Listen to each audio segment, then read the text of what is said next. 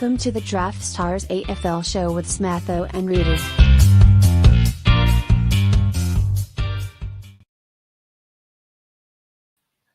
With thanks to Draftstars, Australia's #1 AFL Daily Fantasy platform, and brought to you by Daily Fantasy Rankings, your #1 resource for AFL DFS. It's the Draftstars AFL show with Smatho and Roody. Good evening, good morning, good afternoon again for round 12 action. It's the Bulldogs and the Cats. I'm Smatho. Here's Roody. Thanks hey, mate. How you doing? Podcast, the video. Good, mate. Good, mate. Big week for you. Always big week. But the biggest news of tonight, guys, is I've been shunted away into my wife's cupboard. I'm casting from my wife's cupboard. She's got book club over. She's got the girls over, and she said you were too bloody loud last time. You're getting too animated. So have a look around. Have a look at this. There's my shirts. It's, in a tiny little space, and she's got the rest of the cupboard, as is always the case. Happy wife, happy life, Smatho. I don't know what to say. Actually, book club, women's clothes, it's just right up your alley, mate. But, for the folks who've got to stick around and talk AFL, we'll chat AFL. For guys who are watching the live stream tonight, make sure you pop a question in the chat box if you're on YouTube or on Twitter or on Draftstars Facebook. Pop it in. We'll see if we can get that to you tonight. If you want to give some fashion tips to Roody, you can always pop them in as well. Well, I don't need fashion tips because I am wearing my favourite T-shirt, the Gorney T-shirt. Yep, brought it out just for tonight as well. Well, I've got the uniform on tonight, so we are repping the brand for AFL DFS. Well, send me your hoodie, Smatho, and I'll wear one too. Okay, I'll see what I do. They're very rare. They're not exactly lying around, so we'll see what I can do for you. Ready? Now, speaking of merch, the AFL Live Final, the $500,000, thanks to Draftstars, is kicking along. And we'd like to congratulate this week's winners. We had over 9 winners here. Bryce Bubblers, Chris Eddy, 999, Texcoin, Roo Raider, Split/10s, Davidian, Tim's Team, MJ31, Clangers, Kobe, and Brento are on their way to the live final in Melbourne. 94 tickets are done now, Rudy. So we're getting towards halfway. If you start to think about, I'm just waiting around to see if these big guys get their tickets and then I might come in. Well, now's the time to start thinking about, because obviously this week there's just a couple of days of footy next week. But come next week, State of Origin, Thursday night footy's back, Friday, Saturday, Sunday. And then we got Queen's birthday. So there's going to be ticket qualifiers everywhere throughout June. So make sure you get the Draftstars to look for the particular qualifiers for the live final. And congratulations to all of our winners there. Any special shout outs you want to give out there, Rudy? Old mate Chris Eddy. There's a few people. I'm looking forward to the live events. Hopefully someone brings me as a +1. But good old Chris Eddy, back in the early days of Corona, we had some good Twitter banter. So I love catching up with people in real life. So much time is spent watching people on the leaderboard and chatting on Twitter, and it's always great to catch up. So, you know what? Good luck to all those contestants. It should be another cracking live event. Yes, it certainly is. So make sure you get the Draftstars, look for those qualifiers, as I just mentioned. All right, let's have a look at this week. It's the Bulldogs and the Cats at Marvel Stadium. It's a 7:50 p.m. start, as always, on a Friday. $75,000 prize pool is available from Draftstars, and also the qualifiers and the other entries you can get into. $7,500 is first prize this week. Now, let me bring up the teams already. So, Doggy's home game. Bailey Smith is a massive in for them. Obviously, he was out of illness, I do believe, last week.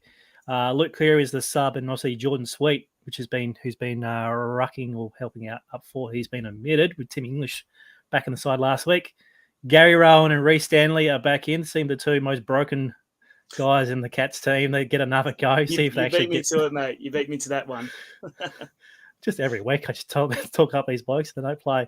Francis Evans, Quinton Narkle was the sub, and Shannon Hill has been omitted. So, Rudy, talk me about these teams. Any fantasy implications here? Let's go to Dogs first. The two coming out, obviously, with English solo rucking. I mean, even when he wasn't solo rucking last week with Sweet in, he was still fantasy goodness. He hasn't been talked about much by the media at all, but he's having a great fantasy year. I've got him in a keeper league, actually in two of my keeper leagues, and he's been winning me games off his own bat, really. So look for him to be highly owned tomorrow night as a solo ruck. And for the Cats, I mean, Gary Rowan is just as much chance to score 4 goals in a quarter as he is to get injured in the first quarter, and Stanley copy-paste. They are too injury prone, doesn't even cover it with those two. So buyer beware. But in terms of fantasy relevance, obviously Bailey Smith coming in.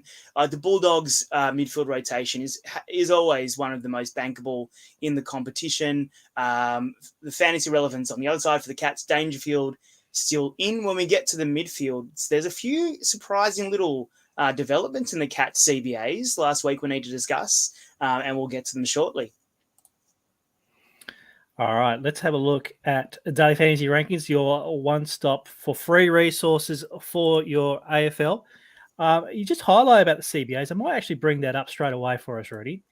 dailyfantasyrankings.com.au. Here are the CBAs. They're up to round 12. Talk to me. Let's have a look at Geelong. Well, I think if your eyes are kind of drawn to that one, but halfway down the page, who is it? It's Tom Atkins, who over the last 2 weeks, we had a little bit of a roll in the first week. Danger was still around, but then in his absence, wow, straight up to 76%, highlighted by his incredible 17 tackles last week. Tom Atkins went tackle crazy. He went full Rockcliffe, and he got up to 17 tackles, which was, really quite a surprise. He's, up until this point, really been a stay-at-home back pocket, like traditional back pocket kind of player, maybe sometimes venturing out onto the flank. But to see him in the midfield is interesting. Now, I don't know whether tomorrow night's going to be quite as contested as that. The stats point to a bit of an uncontested game. So just be aware of that. But yeah, definitely some interesting CBAs. Coupe Stevens was the other one for Geelong who had, I think it was 30 or 40%, I think 30% CBAs. So with not much midfield value out there tomorrow night, Coupe Stevens could be a popular cash saver. But yeah, apart from that, you know what you're getting from Geelong's midfield. Selwood, Guthrie, Parfitt, with that Dangerfield around. Interestingly, obviously with Stanley coming back, look for about a 70-30 split between Blixarves and, or even a little bit higher, 75-25 split between those two.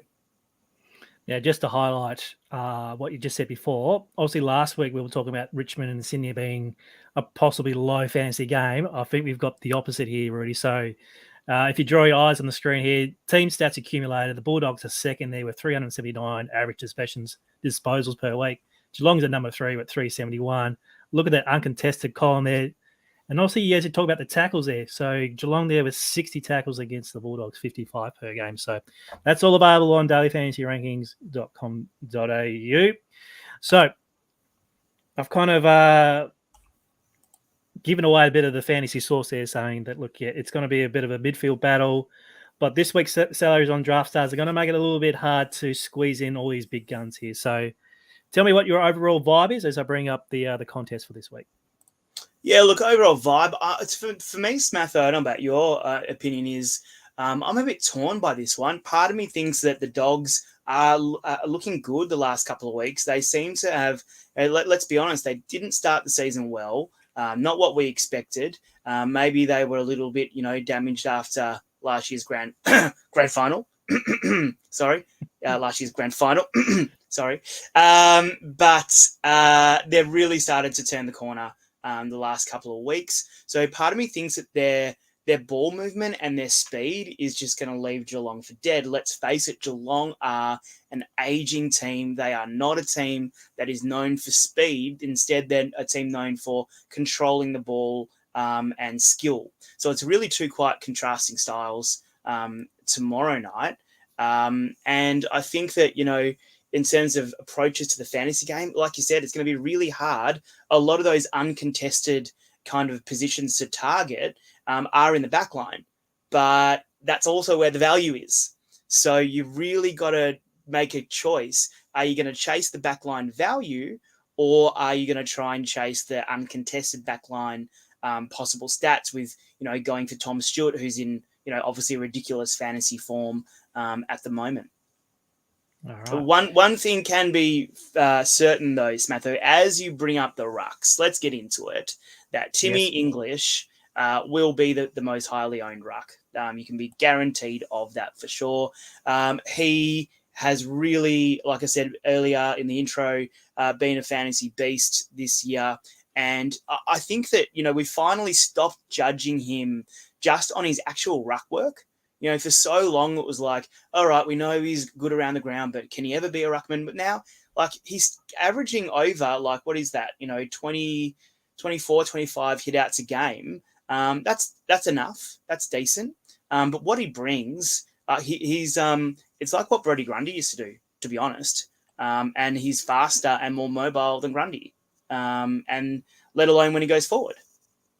So yeah, he's the complete package at the moment. The man above him, Mark Blixars, obviously is just priced up a little bit higher at $400 more at $13,880. His ceiling is fantastic, however. Like that's a 135 last week against Adelaide. Obviously, he's bullied up the Giants as well, 133. Great GPP play if you can get that $400 more. But also has the defensive main position there as well. So it's there is merit where you can get Blixstars in your team. Oh yeah, definitely. And let's face it, the Bulldogs' weakness is their delivery inside forward 50. If they just try and land it on top of Norton's head and hope for crummers like they usually do, Blixarves, could be the play. Maybe even a Blixarves-Stewart combo to really target those high ceilings. That'd be, I wouldn't call that a unique option. I think that's one that a lot of mass entry players will do. But yeah, so, I think like every game, you need to try and have a plan of what you think is going to happen in the game, and if the Bulldogs do just bomb long and they get stuck in that mentality, then yeah, Geelong defenders are going to be the best play. But obviously right now you must be thinking, well, hang on, Reece Stanley's back at 10,510. He's just going to take Blixar's centre line work now, and Blixar will go back to that defensive, halfback wing role. So what happens here then, Roody? Yeah, okay, so let's take 15 odd hit outs out of Blixarves' ceiling, So there's instead of like a 140 ceiling, bring him back down to a 115, 120. That's still decent. And if you structure the rest of your team right, and don't have English and he only scores an 80, then that's a really good play. I definitely, the one thing I wouldn't be doing, I really wouldn't be targeting Stanley. I don't trust him. I know that he has those random ceiling games of 90 to 110. I wouldn't be going near him, to be honest. It's Blixarves or English for me, and I'd be more heavy on English. Now, Elliot, thanks for your contribution here. Yes, it is a tough slate, and you should have seen our preparation for this because we're all scratching our heads thinking, okay, where is the value? And as you've highlighted already, do you chase the defensive value, which we'll talk about now, or do you stick to what the data says and get that uncontested ball? So that's the slate breaker, I think. I think that's one of the decisions that you have to make. So let's talk about the defense. Now, Tommy Stewart there, after a huge game, 169 last week, just gobbled up anything that came his way, 16 marks, 40 possessions. He's there at 15,070. Surely that won't happen again. We're talking about Blixars. Bailey Dale is $2,000 cheaper at $13,020, and then Caleb Daniel at $12,290. Lead those top four there. So we'll concentrate on that top three, top four. If you are going to roll the dice and you're going to choose one of these guys, who will you be targeting? Oh, that's a tough one. That's a really tough one. I'd love to go with Stewart just because I think the ceiling is there in this game. There's nothing that he did last week that he couldn't easily do this week as well. I know the dimensions of the ground are a little bit different. Marvel's a bit narrower than GMHBA, so that kind of might reduce the ceiling a little bit. Stewart's stats at home are a lot higher than they are away from home. Just to be really clear of that. If I was going to target one though, I would actually probably go for Blixarves. I don't think the ceiling of Dale and Daniel is close enough for those two. So g'day Kink Kong. Kinky Kong. Don't know about that one. I don't know. Does he though? Has Bont been that damaging recently that he needs a tag? I don't necessarily think so. I actually think Bont could be a big difference here if he does find a bit of form. But I wouldn't be starting off like that. Now, Kevin suggests here, how does Big Cavs moving back impact the Geelong defensive players? Ceiling lower for him and Stewart and on down. So these are the questions. As I said, these are the questions. Good questions, aren't they? Good questions from the listeners. These are the questions that we need to answer. And obviously, you have theories. Even like King's back here asking, say, Stewart has no matchup ceiling game for him. Yeah, look, I was actually just about to say a very similar thing. After Norton, who really else is there to guard? With the resting ruck going out of the team for the Dogs, no Martin, no Sweet. So when English isn't in the ruck, they're back to this age-old debate here. Do they run with Dunkley as a ruckman again? So I would say that you can definitely still go with Blixarves and Stewart. I don't think their ceiling is hurt. And in a normal matchup, let's say they're playing Richmond, yes, I agree with you. The ceiling comes down. But there are a couple of teams that still, and for a long time, Melbourne's one of them, really. And Melbourne was shocking last week with its delivery inside 50, right? And the Dogs are, let's see who's kicked their goals recently. Trelaw's one of their main goal kickers right now. They are midgets, you're right. So for that reason, long story short, I think you can still target the ceilings of the Geelong defenders. Yes. Excellent. I think the Mr. Kong here is suggesting that the Bont be up forward along with English and obviously Norton, which that is a tall, powerful forward line. But obviously, you have Stewart roaming against those three players, just helping out. So, but if you're not going to target these guys, let's look below. So Zak Tui there is 11,400. He's always been a little fantasy favourite if he can get along on those chains. But 78 and 66 in his last two games, possibly matchups that weren't exactly fantastic for him these last couple of games. And then also the stat that threw me. I didn't know about the CBAs for Tommy Atkins. So at 10,740, will he be found? That's my question, Rudy. Will he be found, or will people just gloss over this and thinking, it's 10K for a defender?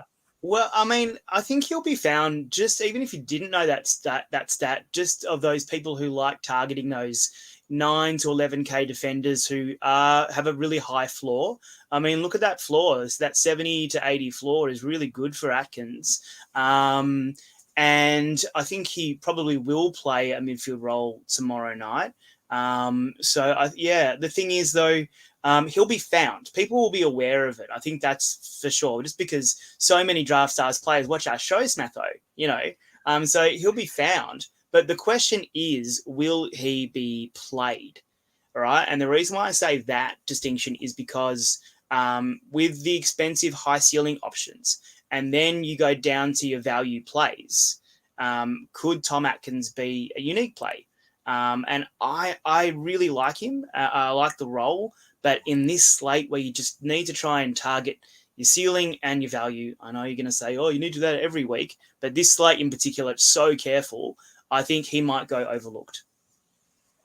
What I'm doing at the moment, I'm just trying to find last week's single contest, which I've just found against the Crows. I want to find his ownership from last week as a defender. I'm guessing it'd be 15 to 20. 15%.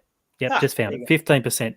10,850 last week, 96. So what is that? Not much of a salary change. Look, $100 cheaper. So yeah, he'll be more than 15% Yeah, definitely. tonight. Atkins been playing in the middle. The tackle beast with over a dozen last week. Yeah, so will he get the 17 again? Maybe Bulldogs are a bit more elusive at Marvel, but he seems to be a player that will appear in a lot of lineups. All right, let's chase some value then. So let's talk about value. So Ed Richards, we always talk about Ed Richards. He's been going pretty well, averaging 80 in his last 3 games. He's there at 9,440. Bailey Williams is up there as well, an 88 and a 91 as well at 9,290.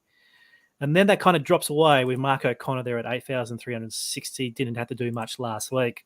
And then Sam De Koning, who's been the talk of the town on the media. There's people who want to try and boost his, rising star odds, thinking they've got tickets on him at huge odds. He's there at 6,670. And then our favourite here, Alex Keefe, who's been doing pretty well there. He's at 6,280. So let's talk about the value here, Rudy. Any in particular like here? Yeah, I was wondering what happened to Bailey Williams earlier this year, because he was, Bailey Dale just jumped ahead of him late last season. But Williams had traditionally been quite a reasonable fantasy scorer. But this year he just dropped straight off. I mean, look at that. The 6-game average there of 60. And then obviously recently he's had 2 really, really good games. Awkwardly priced at 9K. So that makes him a good play for me, just because people probably will go either side of the value tonight and the ceiling. Ed Richards, I'd probably prefer Williams over Richards in that category. And apart from that, if you go right down, look, De Koning is a really good player. If you look at what you think is going to happen again with the Bulldogs bombing long, I think De Koning actually gets first dig at Norton. I think that if Norton kind of breaks loose, just because of his aerobic capacity, then they might switch Blixarves back onto him. But I think that, De Koning gets first crack. So look, I don't know whether he's got another 80 in him. So can you win with a 60 from De Koning? Probably. If we go down a little bit more, I also don't mind Buse. If you click on his box score, he is sometimes Buse go down, Smatho, down, Smatho. Oh, down, sorry, I was looking for Mr. Hughes from Hey Dad, but anyway, that's another story. Oh, anyway, no, Hughes. That's on the nose today, Smatho. That's on the nose. Now, just be wary of Buse. Like, look at that hideousness earlier on in the season, and then he gets a home game against Adelaide. So just be wary. So you could throw him. He definitely would be a bit of a pivot off De Koning if you want to have some value, and then Keith as well. They're all kind of the same kind of ceiling around that 60 to 70. Don't expect much more from any of those guys though. Okay. All right, let's move on. We've spent a great portion of the show of the first two. That was a long defensive breakdown, Smatho. I was just looking at the timer there in the top corner. It is, but as I said, it's probably going to make a breaky, because when you look at the midfielders here, yes, you've got genuine ceiling players everywhere. And if I scroll down straight down the bottom at the bottom, you got no value. You've got 2 blokes there in Coupe Stevens and Robbie McCone at 6,000 and 7,870 respectively. And then it goes above 10K. So let's start with these 2 straight away, because they're going to end up in a lot of lineups. Coupe Stevens, finding his way. His 3-game average does include that 0. All right. So if you look at the last 2, that's an average of around high 50s there. So 6,000. If we can get a 50+ score, would that be suitable if you're going to try and roll a more premium midfield? Yeah, I think if you're going to try and carry Stevens and hope for a 50 or a 60, you're going to probably need to have another cheapie as well. I think you're probably going to have probably 2 cheapies to fit in just to cover that ceiling. But I mean, look, he is playing a midfield role. I think I just looking in my notes here on my phone, Smatho. So I think it was like 34% CBAs for Stevens last week. That's not insignificant. It's not amazing, but it's something to consider. They look to be like they are giving him a role. I suppose the only person who can kind of steal that kind of 5th midfielder role would be Stengel, possibly, but they don't seem to be looking at him much through the CBAs recently. So I think he's more of an exclusive forward. So, look, Stevens, I think he'll be popular simply because, as you said previously, if people are going to jam in the ceilings of the back line, you need Stevens. Like, you need him. Simple as that. Yep. Rob McComb, he's at 7,870. Hasn't really flashed any upside since he's 83, but again, he'll probably be less owned than Coupe Stevens. But let's go back to the top. Josh Dunkley's there at 16,660, followed by Bailey Smith, who returns to the side at 16,130. Joined by his mates there and Jack McRae at 15,090. Adam Trelaw's at 14,200. And then Bontempelli's at 13,990. So there's five fantasy gods, you can always call them, in this particular side. Look, you can make cases for all of them, can't you, Rudy?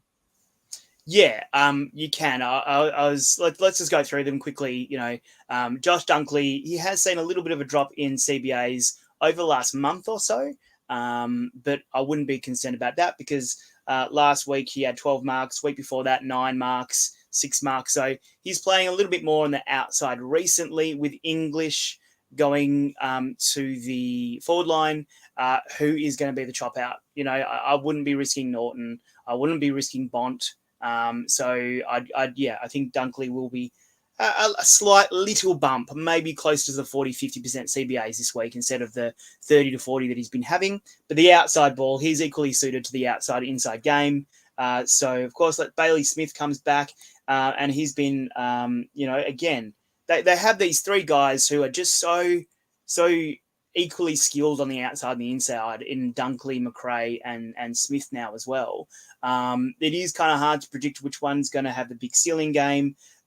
Smith, though, he's had the 2 big, really ridiculous games. One was against North Melbourne, so let's kind of ignore that. And then if we go, the only other, then a 130 against Richmond when they were crap, and then a 150 in the first round where he laid 11 tackles and against Melbourne. So Bailey Smith, probably I'm going to favour Dunkley and McRae over Smith. And then Treloar.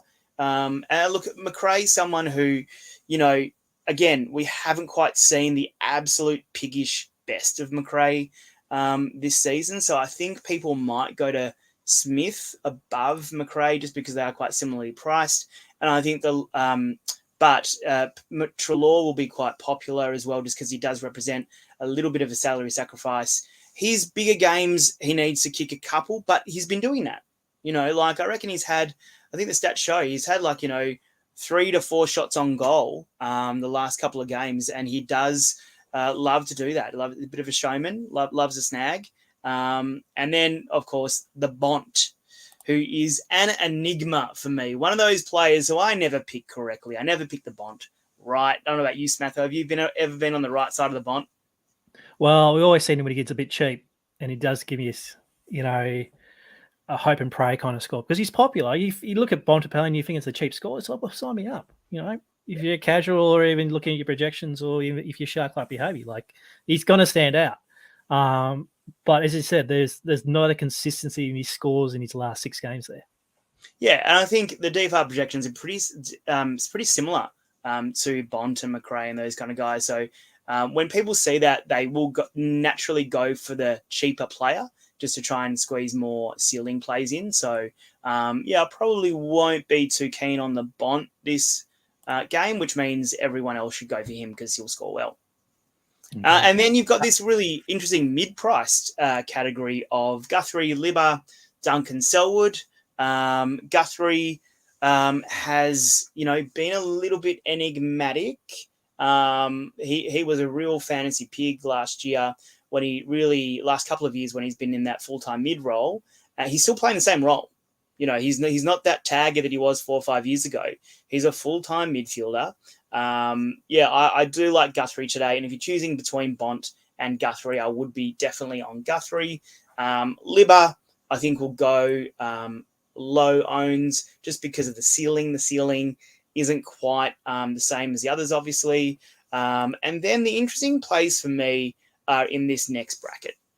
Duncan, Selwood, Smith, and Parfitt. Okay, so Duncan's out of the CBA rotation. He is not a CBA player anymore. Okay, he's an outside player. He's that often gets that second the first kick out of the back line as well, and then we'll roam up and get on the back of the chain as well.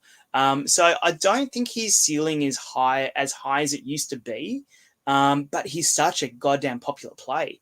Yeah, people see the name Duncan, they see 12K. Cool, next one, let's move on. So I don't mind going a little bit under on Duncan. However, that said, an uncontested game, as we know this should be, that is his bread and butter. So I just get a feeling going in my gut that because he's going to disappoint again, but I think he will be very highly owned as well, just for that price and the name tag. Selwood, Parfitt only value in the midfield. Yeah, well, you just hold on, King Kong. Let us do our job. Well, actually, let's get him in on the show, Smatho. He's made some very, very good comments. King Kong haven't heard from him before, but he's made some very astute observations. Oh, sorry, it could be a her as well. But yeah, Parfitt is definitely a value play. He just doesn't have the ceiling, So if you do go for a Stevens, so why would you choose Parfitt over Stevens, right? Well, clearly you want that 80, 90, but I don't think he has much of a higher ceiling than that. Let's say he scores a 90, okay, which would be about, the 90 would be 9 X value. So if Stevens scores a 70, then it's the same value, but you've gained more by playing Stevens. So that's why I actually had a team. One of my first teams tonight had Parfitt in it, and then I was playing around and took him out and put Stevens in instead. So, yeah, but definitely, you know what you're getting from Parfitt. Handballs and tackles. Handballs and tackles, basically. And that's the thing, because you've talked up possibly Duncan having an uncontested kind of game, and on the flip side, if it's not uncontested, then you've got Parfitt who's going to get the tackles and the handballs and the clearances. Does not uncontested mean contested? Oh, you know what I mean. I'm having a Barry Crocker with the grammar tonight. So. Sorry, mate. Can't turn teacher mode off. It's inbuilt, mate. It's inbuilt. Let's move on to the forwards. Look, special mentions to Isaac Smith and Joel Selwood. They're going to be in teams as well. Sorry. I didn't. Yeah, I forgot Smith. Outside game. Sorry? I forgot about Isaac Smith. I actually don't mind that as a GPP play, simply because if the ball does stay on the outside, he's definitely someone who can rack it up, and he will be under-owned as well. Okay, very good.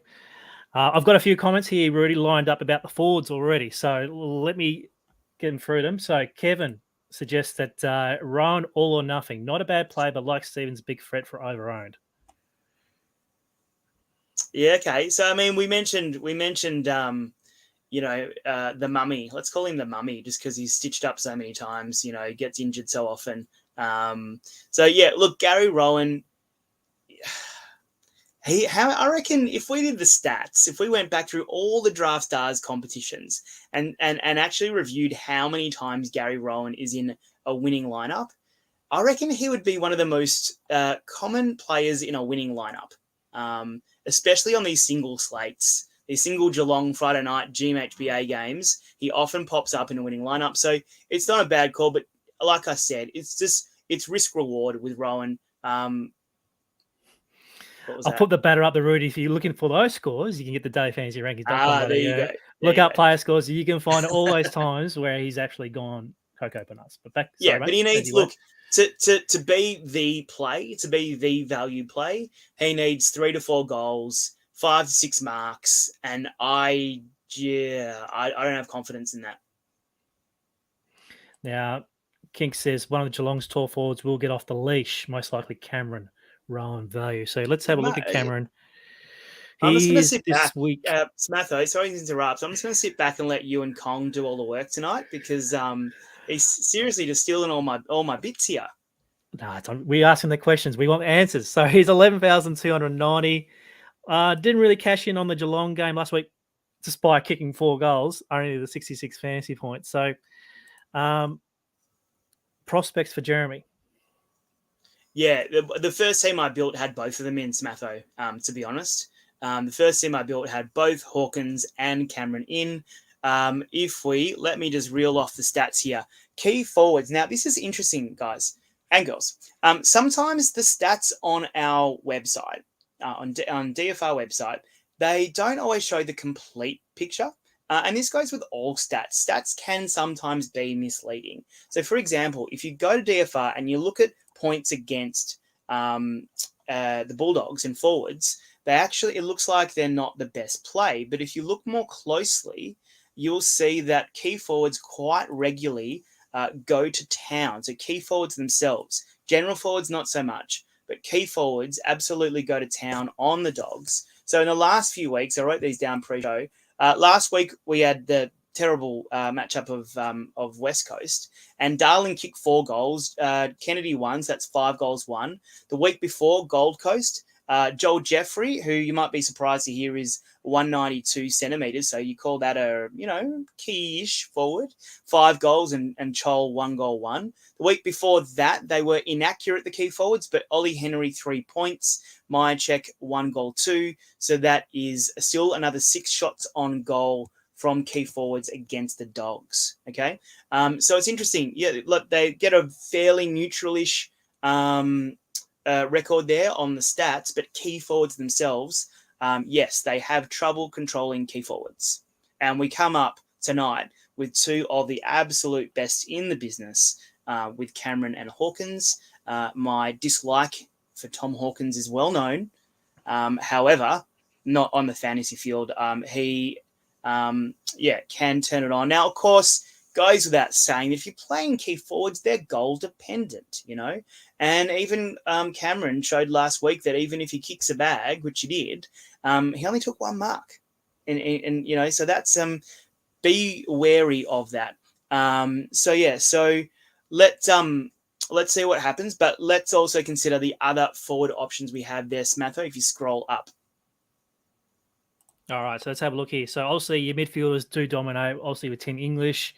So you have to scroll all the way down to Jeremy Cameron as your key forward. And then you Tommy Hawkins, the astronaut, Aaron Norton at 10,810. And then Tyson Stengel. Now, also his role is required at the Cats, but his fantasy score in his last 3 weeks hasn't reflect that.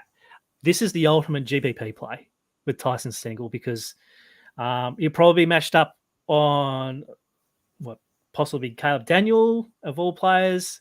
I don't mind it because that form, that fantasy output, but he has a ceiling there with 114 against the Giants. Look, multiple goals there as well. So on a flat deck at Marvel, the Smatho sneaky returns. Probably no one would like it, but I'll be having both eyelids trying to find Stengel on Friday night. Yeah, I don't look. It's definitely a different way of thinking there, Smatho, but definitely they'll need the speed, the need for speed. That's why they got him in at the Cats. They identified that they were a very slow team around the ground in terms of leg speed. So Stengel can fill that void. And Close and Myers, the next 2 on the list as well, all play that similar role. Myers was the one. Actually, I didn't realize Close scored that well last week as well. Myers had an absolute blue moon game, so just beware of that. Interesting. If you click on the actual box scores there for Myers, Smatho, for the watchers, you can see that it wasn't just goals. Like he did kick 3, so let's minus 18 from that, and it's still a very respectable 90 for Myers. So didn't just rely on the goals, which is good for him. But Jay, he's been absolute rubbish this year. Close has been the better small forward. His output is, it's okay-ish. But at 10K, there are better 10K. There are better 10K plays than Brad Close tonight, that's for sure. Excellent. All right, so let's have a look down the bottom of the barrel because obviously we do need possibly 1 out of this lot. Riley West is down here at the bottom. His 0 from round 4 is still factored into his average, but his last 3 games is 55.7 at the min price. Buku, 50 last week after letting down a lot of people the week before with just the 21. He's still there on the flat 6. We talked about Gary Rowan already. Anthony Scott there at 6'5", 20. Consistent high 50s there in his last three. So he may get a lower ownership considering you've got the two blokes below him at 6K. And then Cody Waitman, who returned last week with a 61. Turns out that's one of his better scores for the year since the 15th of April there. So there you guys under 7K. Any thoughts on these guys? Toss a coin, Smatho. Kind of hard. I mean, you're going to get a fairly similar range of outcomes for all of them, So I don't think there is really much to discuss. Whichever one you think you want to play. Simple as that. KK suggests Anthony Scott will start on a wing. That's plausible. But if you had to close your eyes and pick one, who would you have? I'd probably go for Weston Scott as my cheapies in the forward line. Excellent. Any final thoughts before we get into your team? No. This is really probably one of the toughest slates on a Friday we've had for a while, Smatho, for all the reasons. I mean, look, we've taken 40 minutes. Usually this is a half an hour show, guys. So just the fact we've taken that 10 minutes longer means there's so much more to discuss and means that it is really quite a tricky one. So no real advice in terms of lineup construction because I think you're going to need a few different ways to skin this cat. Pun intended, Smatho. You wrote that down, didn't you? That's probably the only note you had. That was off the cuff, mate. I promise you. Off the cuff. All right. Okay. All right. Let's have a look at your team before we wrap up the show. Obviously, you love Timmy English as a ruckman. Yeah, I'm making some running repairs to the team as we go. I'm just gonna. I had a game plan, and like so often, I am my own worst enemy when it comes to DFS because I go in with a game plan and then I completely change it mid show, and then what I end up with is an absolute piece of junk. So let me make some running repairs. But yes, lock in Tim English, please, because that's the one I want. Okay, fair enough. Let's move on to defense. Who do you have so far? Maybe we might be able to help you out. Yeah, well, look, I started off. I tried to jam in a Tom Stewart, Sam Zakonig team, and I didn't quite have enough for who I wanted in the midfield. So yeah, look, it's a real tough one. I did actually end up in this team with a Sam Zakonig, Tom Atkins team in the back line. Yep. I was going to suggest if we could talk it up, Tommy. There he is at 10,740. Your midfielders, please. Yeah, midfield. I've gone for a pretty stacked midfield, to be honest, or what I hope will be a stacked midfield. I have gone for. Let me just see if I can make a late change on that as well, and see if it can work. But it probably won't. Let's just play around. Give me a minute. Come on, work. Damn you, work. Won't work. Bummer. Okay. Let's So I've made some changes. I have gone for. Let me just change him back to him. And yes. Okay. So I've gone for a bit of a stacked midfield. My cheapest guy will be Parfitt. Okay. So my cheapest guy will indeed be the value that Kong wanted us to play, which is Parfitt. And then I have gone for also Cam Guthrie from Geelong. And my Bulldogs mids, I've gone for a Dunkley McRae pairing. Oh, excellent. All right. You've cashed up. That leaves you just over $12,000 for two players in your forward line. So no surprises there. We're picking Riley West. We are indeed. And Anthony Scott. That is correct. There we go. So for those who are listening on the podcast or on your earbuds, Riley West, Anthony Scott, Parfitt, Guthrie, Dunkley, McRae. That's a very stacked midfield there. Sam Zakonig, Tom Atkins, Tim English.